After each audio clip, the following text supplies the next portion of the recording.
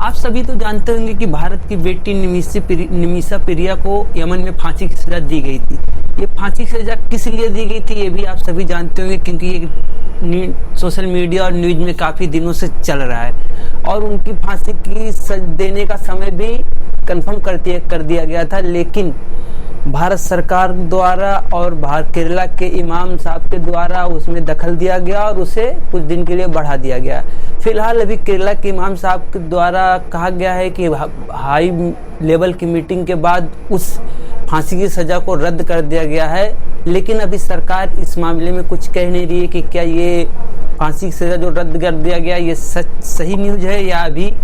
इसके बारे में कुछ कन्फर्मेशन नहीं आ रहा है। हालांकि यमन सरकार भी अभी इसके बारे में कुछ बयान नहीं दी है, इसके लेकर कोई कन्फर्मेशन नहीं है कि क्या ये बयान जो आया है केरला के इमाम साहब की कमेटी के द्वारा उसे सही माना जाए कि नहीं माना जाए। हालांकि जब उन्होंने इसमें दखलंदाजी दी तो उनका जो एक दिन बाद फांसी की सज़ा थी उसे टाल दिया गया था, तो कहीं ना कहीं इस बात में भी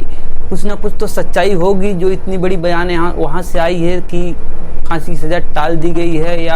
अब यही देखना है कि फांसी की सज़ा टाल के उम्र कैद की सज़ा दी गई है या उन्हें छोड़ दिया जाएगा, भारत भेज दिया जाएगा।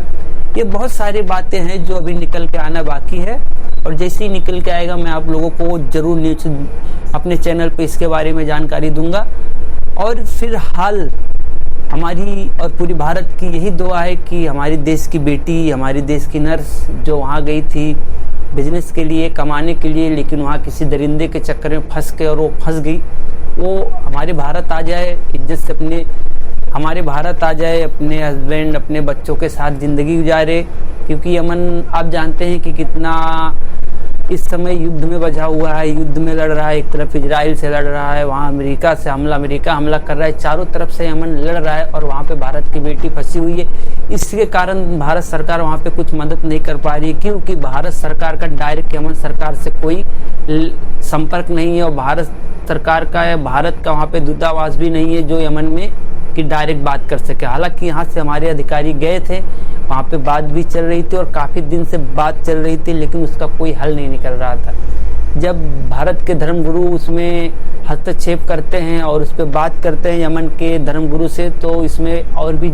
तेज़ी आती है बात में और शायद